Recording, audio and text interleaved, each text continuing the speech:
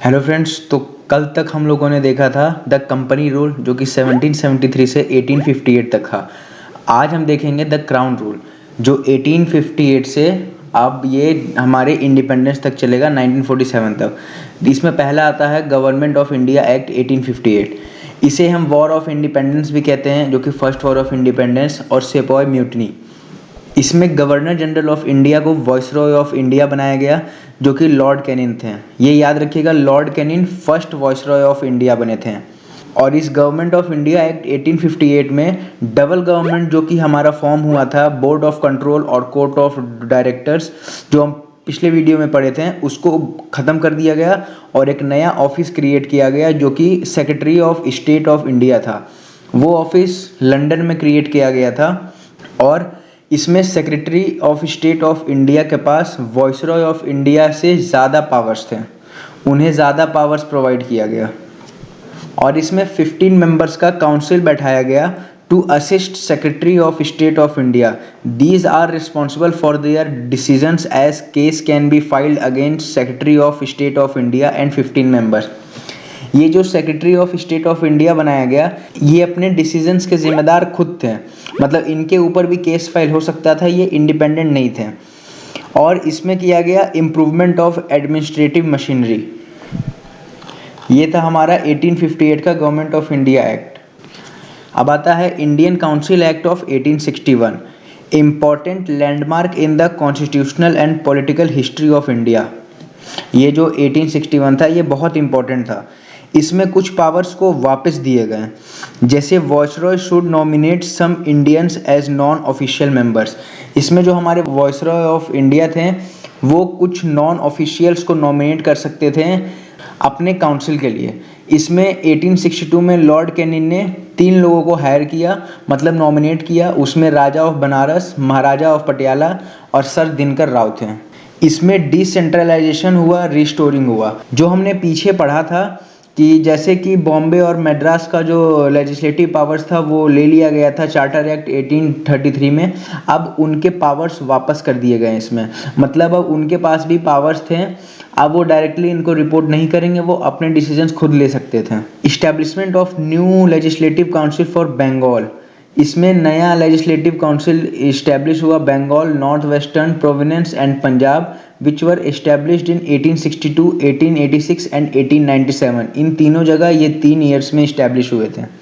Point number 2 पे जो restoration था, मतलब कि डिसेंट्रलाइजेशन बाय रिस्टोरिंग, इसका और था फर्स्ट स्टेप जो था हमारा, इसको कहीं पे नोट कर लीजिएगा अगर पेन पेपर पास में है तो।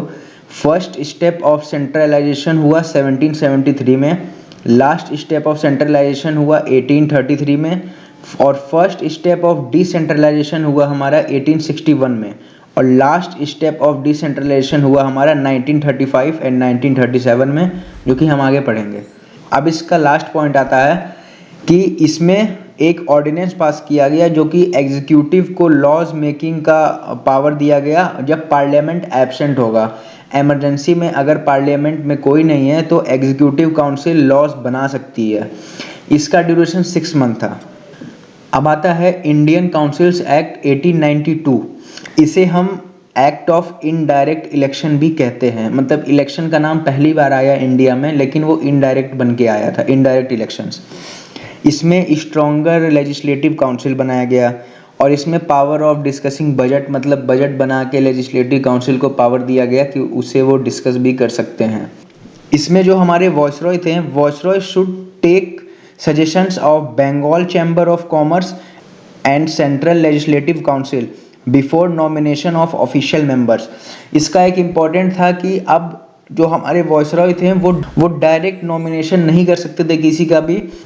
इस पॉइंट का मतलब ये है कि हमारे जो वॉइसरॉय थे वो डायरेक्ट नॉमिनेशन किसी का भी नहीं कर सकते थे, पहले उन्हें सेंट्रल लेजिस्लेटिव काउंसिल और बंगाल चैम्बर ऑफ कॉमर्स से परमिशन लेना पड़ता, मतलब उनका भी सुझाव लेना पड़ता इसे नॉमिनेट किया जाए कि नहीं किया जाए। इसमें रोल ऑफ जमींदार, ट्रेड यूनियन, चैम्बर्स एक्सेट्रा का भी रोल बनाया गया।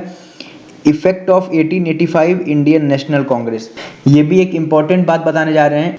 इंडियन काउंसिल्स एक्ट ऑफ 1892 में जो ये चीज़ें हुई, मतलब कि ये नई चीज़ें हुई कि इनडायरेक्ट इलेक्शन आया, इसमें नॉमिनेशन वॉइसरॉय खुद नहीं कर सकते थे, तो ये हुआ कि 1885 में जो इंडियन नेशनल कांग्रेस का फॉर्मेशन हुआ इंडिया में, उसके दबाव में आकर के इन्होंने ये सारे काम किए, अदरवाइज ये नहीं करते हैं ये। अब आता है इंडियन काउंसिल एक्ट ऑफ 1909। इसे हम मॉडले मिंटो रिफॉर्म्स भी कहते हैं। क्यों? क्योंकि इसमें लॉर्ड मॉडले थे secretary of state of India, और जो मिंटो थे वो lord Minto was then the viceroy of India. ये दोनों उस समय थे, तो इन दोनों के नाम से ये मॉडले मिंटो रिफॉर्म्स फॉर्म हुआ। इस एक्ट में सबसे इम्पोर्टेंट इन्होंने किया था इंडिया को तोड़ने के लिए, जो कि इंस्टॉलेशन ऑफ मुस्लिम लीग। 1909 तक आते आते secretary of state of India बहुत ही ज़्यादा पावरफुल ऑफिस बन गया, ईस्ट इंडिया कंपनी या तो ब्रिटिशर्स का जो भी कह लें। Increased strength of central legislative council, इसमें 16 से 60 लोगों के मेंबर हो गए नॉन यूनिफॉर्मली, अचानक से, मतलब इतने ज़्यादा पावर्स आ गए इसमें। इसमें एक सेपरेट इलेक्टोरल सिस्टम किया गया जो कि फॉर मुस्लिम्स और फॉर हिंदूज, मतलब वो अपने लीडर खुद चूज कर सकते हैं और हिंदूज अपने लीडर खुद चूज कर सकते हैं। ये इंडिया को तोड़ने का सबसे पहला स्टेप लिया गया। यहाँ पे डिवाइड एंड रूल टेक्निक खेला गया मॉडले मिंटो रिफॉर्म्स के थ्रू। यहाँ पे ये देखिए, communal representation of Muslim bye accepting the concept of separate electorals. यहाँ पे लॉर्ड मिंटो को फादर ऑफ कम्युनल इलेक्टोरेट कहा गया, मतलब कि सेपरेट कराने में बहुत बड़ा हाथ था इनका, लॉर्ड मिंटो का। अब क्वेश्चन ये है कि 1773 से 1909 तक ने हम लोगों ने देख लिया, यहाँ तक हमें कुछ नहीं मिला।